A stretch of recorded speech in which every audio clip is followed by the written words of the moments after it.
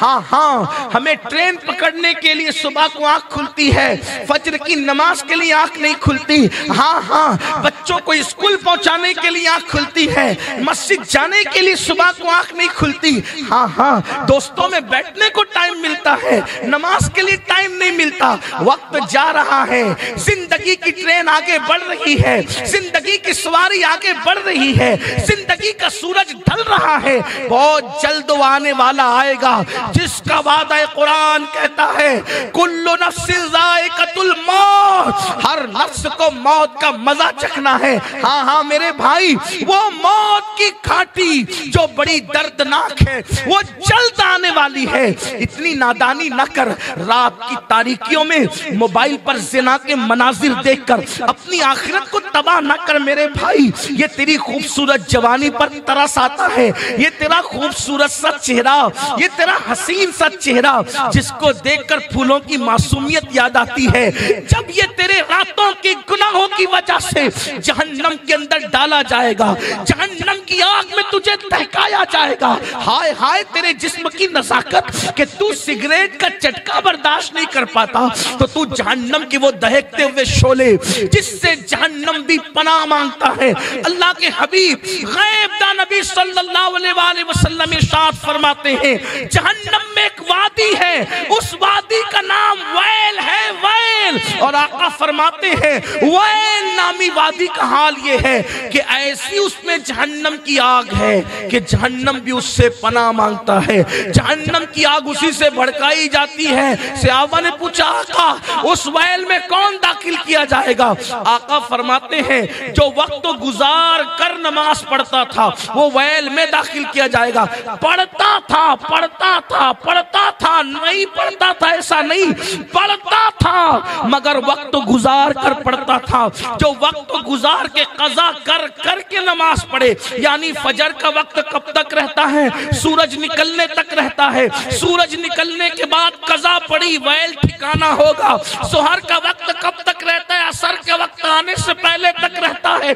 असर के बाद ज़ोहर पड़ी तो वैल ठिकाना होगा। नमाज पढ़ता है, वक्त गुजार कर पढ़ता है, उसका ठिकाना वैल होगा। और जो नमाज पढ़ता ही नहीं उसका ठिकाना क्या होगा? अब जरा सुनिए, आकाए करीम सल्लल्लाहु अलैहि वसल्लम फरमाते हैं जो नमाज नहीं पढ़ता उसको फिरौन के साथ क़यामत के दिन उठाया जाएगा, उसको हमान के साथ उठाया जाएगा, उसको शद्दाद के साथ उठाया जाएगा। आप मुझे बताइए, हिंदुस्तान में रहकर अगर कोई किसी को ये कहे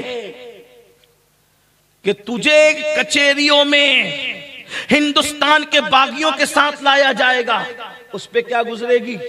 जो हिंदुस्तान के बागियों के साथ आएगा वो सोचेगा ना कि अब फांसी का फंदा तो मेरे लिए है ही, क्योंकि बड़े बड़े मुजरिम माफ कर दिए जाएंगे, लेकिन मुल्क का बागी, मुल्क का गद्दार माफ नहीं किया जाएगा। अगर हेलमेट पहनने न पहनने का जुर्म किया माफ कर दिया जाएगा, थोड़ा सा चालान काट करके माफ कर दिया जाएगा। इसी तरह सिग्नल तोड़ा, कोई सजा जो है वो पैसे दे करके उसको नजरअंदाज कर दिया जाएगा। मगर मुल्क से जिसने गद्दारी की, बोलो कोई बड़े से बड़ा सोर्सेस लाएगा माफ किया जाएगा, बल्कि कोई सोर्स भी अगर उसका बन कर आएगा तो कहेंगे अच्छा मुल्क के गद्दार की सिफारिश करता है तो उसको ही पकड़ा जाएगा। बोलो सिफारिश करने वाले को ही पकड़ा जाएगा। कोई मुल्क का वफादार मुल्क के गद्दार की सिफारिश कर सकता है? नहीं कर सकता। ये अल्लाह के गद्दार है। कुरान ने कहा फिरौन अल्लाह का गद्दार, हमान अल्लाह का गद्दार, अल्लाह अकबर, शद्दाद अल्लाह का गद्दार, ये सब लोग अल्लाह के अजाब में गिरफ्तार होके मरे। फिरौन को दरिया में डुबाया गया। अल्लाह ने मखलूक के दिल में उसकी इतनी नफरत पैदा की कि दरिया ने भी उसको कबूल नहीं किया, दरिया ने उठा करके उसको फेंक दिया। जानवरों ने, कुत्तों ने भी उसको नहीं खाया, जानवरों ने भी उससे नफरत की, कुत्तों ने भी नहीं खाया, जमीन ने भी उसको जगह नहीं दी। आज वो इबरत की दावत दे रहा है और वो एक म्यूजियम में पड़ा हुआ है, नंगा पड़ा हुआ है और इबरत की दावत दे रहा है। खुदा वो रसूल से बगावत का अंजाम क्या है। लेकिन बेनमाजी किसके साथ उठेंगे?